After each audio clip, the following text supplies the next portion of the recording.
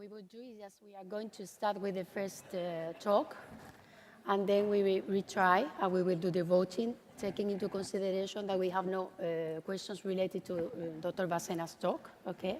Let's do it like that, okay? So it's my pleasure to introduce Dr. Vassena. She is the scientific director of the Eugin Group. She further directs the basic research laboratory for the group, and she is also a member of the executive committee of ESRE. So, Dr. Vassena, you have 20 minutes. Yes. Thank you. Thank you very much, Amelia, for the, for the introduction. And so I would like to start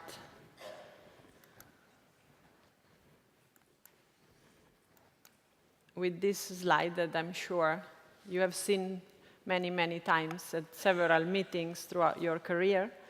This is a compilation of several communities and populations that don't use, throughout several centuries, that don't use anti-conceptive measures. And it depicts how the fertility of this population changes according to the woman's age. And as we all know, there is a decrease that starts very early, but it becomes quite significant once the woman arrives around 30, 35 years of age, and then it further decreases sharply after that.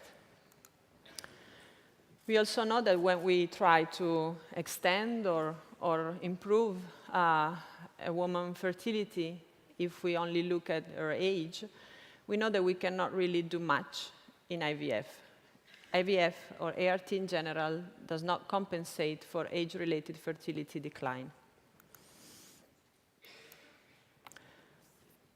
This fact, combined with some of the situation that we find in current societies, brings about a new term, a new phenomenon called PIC. PIC stands for permanent involuntary childlessness, and is defined as a woman reaching the end of her reproductive lifespan without having had children, but without ever intending not to have children. Is involuntary.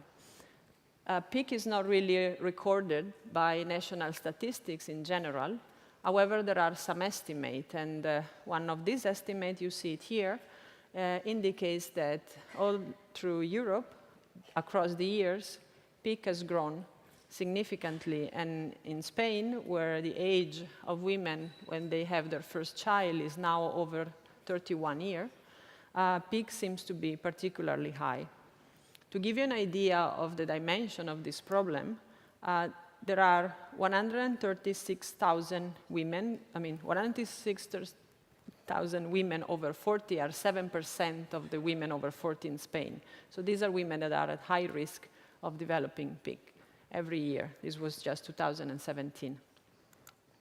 If we want to look at it from another point of view, we can look at the fecundity survey, which is a survey specifically designed to check fertility and fecundity in Spain, and is carried out every 20 years, so we are due for another one next year. In this survey, women that have not reached their desired family size are asked about the reason why it didn't happen. And even though, of course, some of the main concerns are about stability and having enough money, 10% of these women say that the reason why they don't have the desired number of children is because they are too old, which can mean many things. Among them, they started too late. This is not, of course, something that is limited to Spain or to Europe. The National Survey of Family Growth in the US indicate that 2.3% of all reproductive age women, all of them, starting at 15, report being involuntarily childless. This is different from being temporarily childless. This means I don't have kids, I would like to have kids, and I cannot. And of these people, of these 2.3%, half of it are women between 35 and 44, meaning that for many of them, this not voluntary childlessness will probably become permanent. meaning that there are 120,000 women at risk in the US alone in 2016, according to the Census Bureau. Perhaps one of the clearest indications of the dimension of this problem is given by the significant and continuous rise in reported oocyte donation embryo transfer throughout the world. I'm, of course, aware that these are reported cycles, so some of the increase that we see year to year comes from more centered reporting. But this trend is seen everywhere throughout the world, and now the EBART collects about 2/3 of all countries. So it's unlikely that very small changes in reporting would justify such big increase in number of cycles. In our own group, we see something similar. In this slide, I present you data from about 13,000 first cycle of oocyte reception across the last 8 years.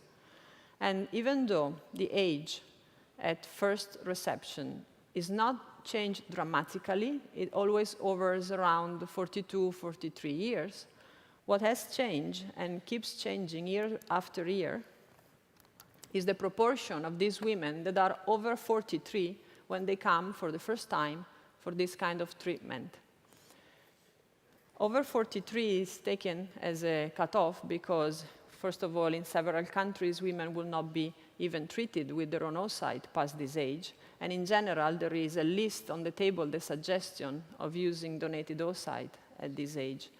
The proportion of women over 43 in our clinic went from 40% 8 years ago to 50% last year, and it's going up continuously. And you might wonder how come the average age didn't change, and this is because at the same time, we see women that have a clear medical need for oocyte donation being very much aware of that and coming earlier. But women that come after 43 very frequently are women that simply got there too late. They didn't have an underlying medical problem. Of course, the decision to become parents is a multifactorial one, if there ever was one. There are factors that go into this decision that are completely outside of a woman or a couple control. If they have the money, if they're employed, if the health of the woman especially supports a pregnancy, in case this is what she needs, if she has a partner or not. This, of course, is something that all come into play.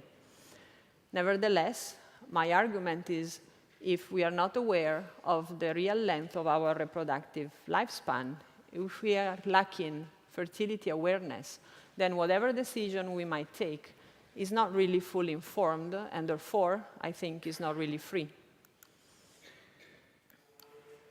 So I went and I tried to think about all the moments in our life while we grow up and while we are adult, in which we receive information on messages about reproduction and reproductive lifespan. And I found 3 of them, and I'm sure there'll be more. One of them are in school or during our formative years. We hear, perhaps in sexual education program or whatever the equivalent is called now in schools. And then when we are a little bit older, starting when we are teenagers and later on, we receive medical information from the gynecologist or from the family doctor, nurses, whomever come in contact with us. And then, of course, we live constantly immersed into our own society, and we are exposed every day to messages that come to us through the media, social or otherwise. So if we look at the sexual education curriculum, well, this is a proposal for one in Spain. In theory, in Spain, we should have sexual education in every school. I say in theory because even though this is part of the law, it's not really widespread applied and it's quite patchy. But when it is given, it usually aims at containing, let's say, the danger of sexual activity in a very young age. Is usually focused on avoiding sexually transmitted infection, the use of anticonceptive methods, how to terminate a pregnancy, of course, when it's allowed. And now, of course, there are also a very strong emphasis on gender issues and managing relationships and not having abusive type of partnership. there is no mention of reproductive lifespan here. Even if we go to other countries, especially in the north of Europe, where there is a much established, widespread acceptance and sexual education in schools, the curriculum always tends to revolve around the same issues: the biology of reproduction, gender issue, and relationship management. Now, if we look at the media, things are probably even worse. This is a picture of Janet Jackson. This picture was taken 2 years ago when she was 50-year-old. And this is a very famous online magazine which ran a feature of Janet Jackson because at the time, being 50, she had just given birth to her first child. And the journalist goes to say that these celebrities are proof that you can at least put the biological clock worries on the back burner, because there are so many of them that had baby after the age of 45. And they say these women should be celebrated because they give hope to millions of women out there who will not let their age be a factor in deciding to have children. I see some smiles here in the public. This was not a one-off. This is Halle Berry, another actress. She had her second child, at the age of 47. And she was as a guest on the very famous talk show with Ellen DeGeneres. And there she went on record explaining what a shock a pregnancy at 47 was for her and her husband. She was definitely not expecting it. In fact, she said, I was, kind of premenopausal. And so to have this happen was huge. No mention of ART, no mention of oocyte donation. If you think that this is some, isolated effect or some attention-grabbing clickbait from some online magazine, you should think again. Just a few months ago at the ASRM, there was this, well, I will make it bigger, don't worry. You need to try to read it. There was this work presented by a group of researchers at New York University in which they painstakingly went through the 3 most highly read magazines, which are US Weekly, Cosmopolitan, and People magazine. And they looked at more than 2,000 citations related with fertility, and what they found, that there were 240 celebrities that were associated to at least one mention of fertility. The majority of them were of advanced maternal age. In total, of these 240, only 2 mentioned having used ART to conceive. There was no mention at all of donor gametes, even though several of them gave birth past 44 years to healthy infants. But we should be probably not so afraid, because after all, studies have shown that the main source, or the most trusted source, fertility awareness and knowledge in women are their healthcare provider. So healthcare professionals really are in a fantastic spot to educate women and men about their reproductive lifespan, but the question is, do they know enough about it? In this quite interesting study that was carried out on hospital gynecologists, so specialists, one would say, in reproduction, they were asked a couple of interesting questions. In one of them, they were asked, until what age did they think that a woman, it was not rare for a woman to become pregnant, not have any miscarriage, and deliver a healthy baby? And more than half of them said that this could happen easily past 45 years old. And when they asked these gynecologists, so are there any means, any techniques that can extend the reproductive lifespan of these women of 3-4 years? Are there, and what are they? Again, about half of them indicated that different approaches that are more or less related to assisted reproduction would extend a woman's reproductive lifespan significantly. We have done our own study in Spain, lest we think that this is something that only happens in Italy, where there's lots of Catholic heritage. And we found more or less the same. Not only gynecologists were a little bit confused about the reproductive lifespan of women, but other specialties, and by this I mean mostly family doctors, so the first line of information for many women and many families, they have very unrealistic expectations, both in terms of reproductive lifespan, but also what ART can do to improve the situation. And nurses, unfortunately, were the least knowledgeable of all. So there's no really surprise, right? The fertility awareness among lay people is low. In school, no one tells us anything about it. Then we get to our doctors, and they don't talk about it. And when they do, they tell us things that are not really exact. The men in this population, they don't even get the benefit of listening to half right, half wrong information because they don't have the equivalent of an annual visit with anyone. The media, in which we are constantly immersed, offers a very skewed vision of what are the reproductive possibility of ourselves, and on top of that, no one talks about ART because it's still stigmatized and is a taboo, and even we see with our patients, oftentimes they don't even tell their own families that they're undergoing reproductive treatment. So, what should we do?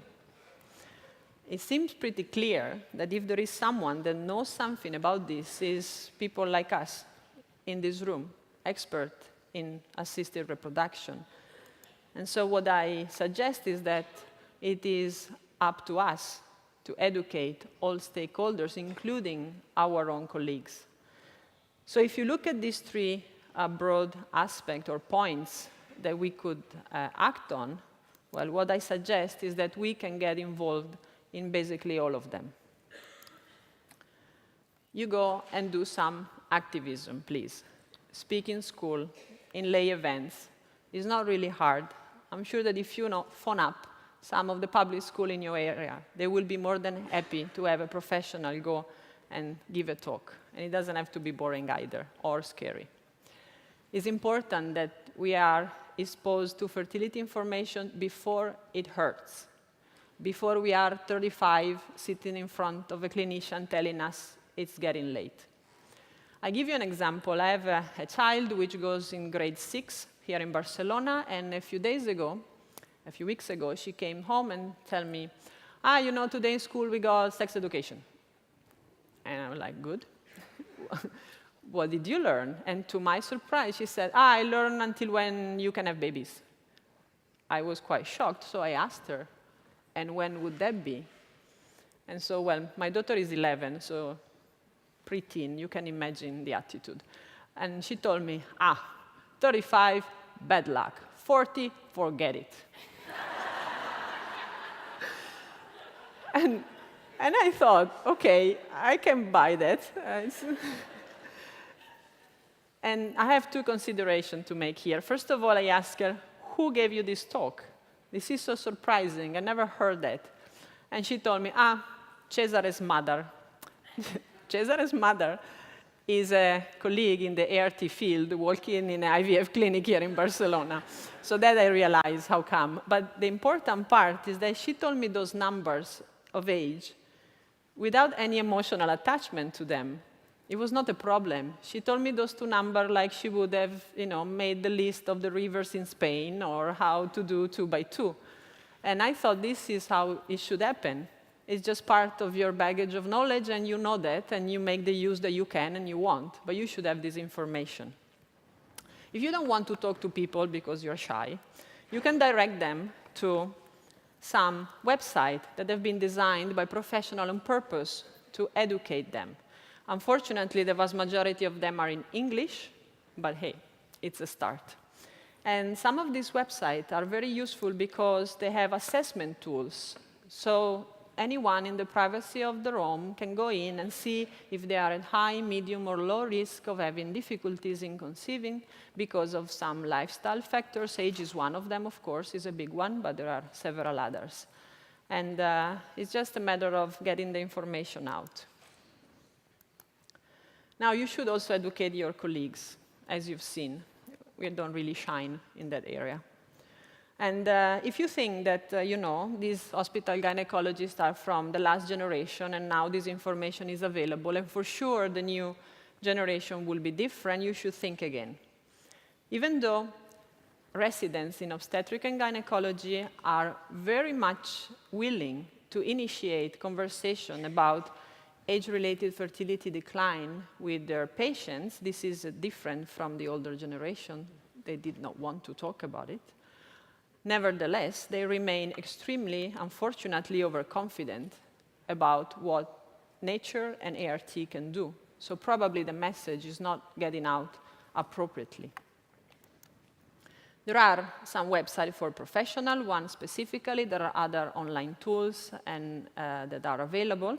And these are quite useful if you want to initiate this conversation, because you could see videos or presentation in which people that have gone through the process explain how to breach the subject, what to say, what not to say, what to communicate. And this is quite an interesting small training exercise that we could all do.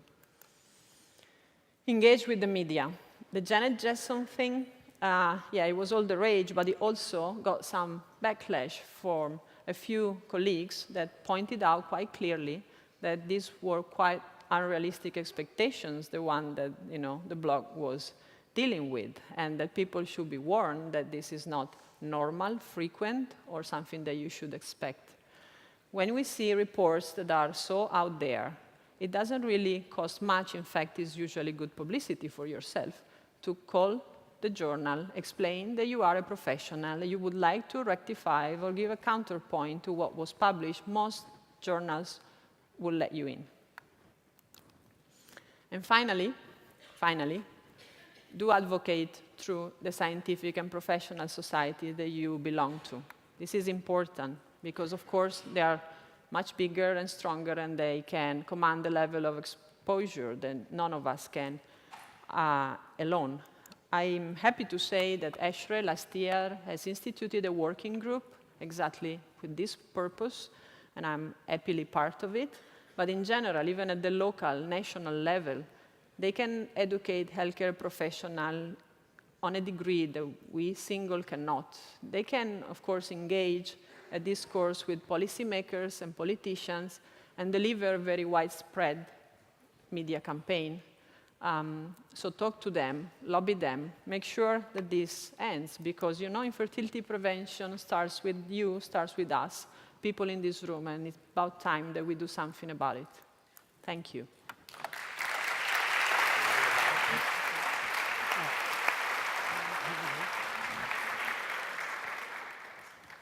Thank you, Rita. Are there any questions from the audience?